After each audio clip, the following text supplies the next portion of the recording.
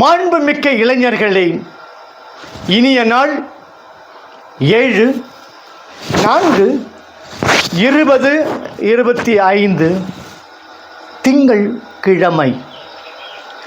ஊக்கமூட்டும் வாழ்வியல் விதி 97 தர்மம். நாம் தர்மம் என்ற சொல்லை அடிக்கடி பயன்படுத்துகின்றோம். தர்மம் தலை காய்க்கும், தர்மம் தலை காக்கும் என்கிறோம். தர்மம் வெல்லும் என்கிறோம். தர்மத்தின் வாழ்வுதனை சூது கவ்வும் என்று பாரதியார் கூட பாஞ்சாலி சபதத்தில் பார்த்தன் கூறுவதாக அமைத்திருக்கிறார். தர்மம் என்றால் என்ன?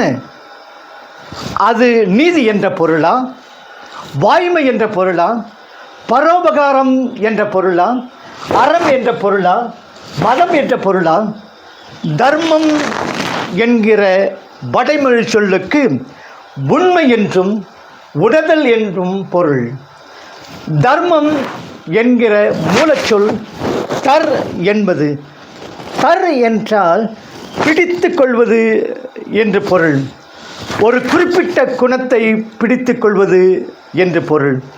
ஒரு குறிப்பிட்ட குணத்தை நிறுத்தி கொள்வது, ஒரு பழக்கத்தை நிறுத்தி கொள்வது, ஒரு கடமையை நிறுத்தி கொள்வது என்று பலவித கோணங்களில் அதை உருவகித்து பார்க்க முடியும்.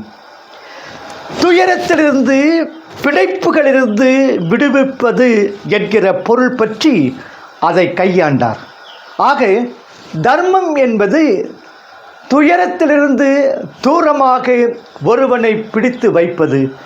தர்மம் என்பது ஒன்றில் பிடித்து வைப்பது மட்டுமல்ல, ஒன்றிலிருந்தும் பிடித்து வைப்பது.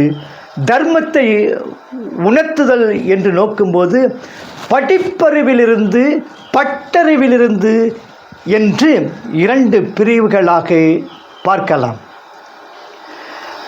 படிப்பறிவு என்பது நெறிமுறைகளை தொகுத்தல், உபன்யாசத்தை தொகுத்தல், தூய விஞ்ஞானத்தை தொகுத்தல் என்று 3 நிலைகளில் நிகழ்வது. நெறிமுறைகளை தொகுக்கும்போது தேவையானவற்றை தானாக உதிர்ப்பது நிகழ்கிறது. நம்மை நாமே செதுக்கிறோம். நமக்கு கோட்பாடுகளை வரையறுத்துக் கொள்கிறோம். அந்நிலையில் நமக்கும் பரிசோதனை நிகழ்த்துகிறோம். 2வது நிலையில் நாம் கேள்வி ஞானத்திற்கு உட்படுகிறோம். பல நல்ல தகவல்கள் வந்து சேர்கின்றன. பல்வேறு விதமான கருத்துகள் நமக்கு கிடைக்கின்றன. 3வது நிலையில் நாம் அவற்றை அசை போடுகிறோம், ஆய்வு செய்கிறோம், கூராய்வு செய்கிறோம், பரிசோதித்து பார்க்கிறோம். நம்முடைய அறிவின் ஆழத்திற்கு ஏற்ப அவற்றை தரம் பிரிக்கிறோம். தூய விஞ்ஞான தொகுத்தல் அப்போது நடக்கிறது. பட்டறிவிலும் 3 நிகழ்வுகள் உள்ளன. பட்டறிவு என்பது படிப்பறிவிலும் உயர்ந்த நிலை. பலர் படிப்பறிவிலேயே திருப்தி அடைந்து விடுவார்கள். அவர்கள் தான் கற்றுக்கொண்டு விட்டோம் என்கிற நினைவு ஏற்படும். நிறைவு தோன்றிய பின் கற்றுக்கொள்வதற்காக வெற்றிடம் ஏற்படாது. பட்டறிவில் எத்திக்கல் ஹையர் எஜுகேஷன், அதாவது உயர்நெறி மேன்மை கல்வி முதல் நிலை, தியான முறை மேன்மை கல்வி 2ஆம் நிலை, ஞான முறை மேன்மை கல்வி 3ஆம் நிலை. தியானம் என்பது ஒருவரை புத்தராக்கும். அதன் மூலம் அவன் தன் மனத்தை மௌனமாக்கி கொள்ள முடியும், தன் முனைப்பை உதிர்க்க முடியும். ஞான வழி மேன்மை கல்வி என்பது போதித்தவராக ஒருவரை உதைத்துவிடும்.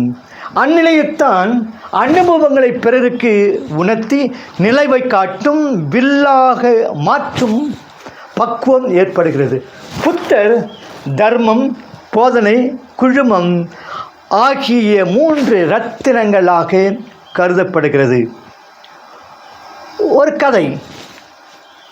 ஷாய்கி என்கிற ஒரு விழி போதகர் விழிப்புணர்வினால் மின்னுபவர். அவர் தன் சீடர்களுக்கு ஷாய்கி என்ற இடத்திலிருந்து கோயிலில் பயிற்றுவித்தார். இரவும் பகலும் அந்த கோயில் மௌனத்தினூடே நின்றிருந்தது. அங்கு சப்தம் என்பதே கிடையாது. திடீரென ஒரு நாள் அந்த கோயிலில் மணியோசையும் மந்திர உச்சாடனும் கேட்டன. ஷாய்கி இறந்துவிட்டார் என்பது பக்கத்தில் இருந்தவர்களுக்கு தெரிந்தது. ஒரு விழிப்போதகர் என்பது அவர் உருவகமாக சிந்தனை. உண்மையில் ஒரு விழித்தான் இருந்தது என்பது பொருள் அல்ல. ஒரே நோக்கம், ஒரே பார்வை, ஒரே இலக்கு இருந்தது என்பதை குறிக்கத்தான் அவ்வாறு கூறுவது வழக்கம். தியானத்தை பற்றி மட்டுமே சொல்லுவதில் வேறு சில பாதகங்கள் உள்ளன. தியானத்தை கூட படிப்படியாக அணுகினால்தான் அது முழுமையாக நிகழும். இல்லாவிட்டால் மறுபடியும் சபதம் ஆரம்பிக்கப்படும் என்பது தான் ஷாய்கியினுடைய கதை.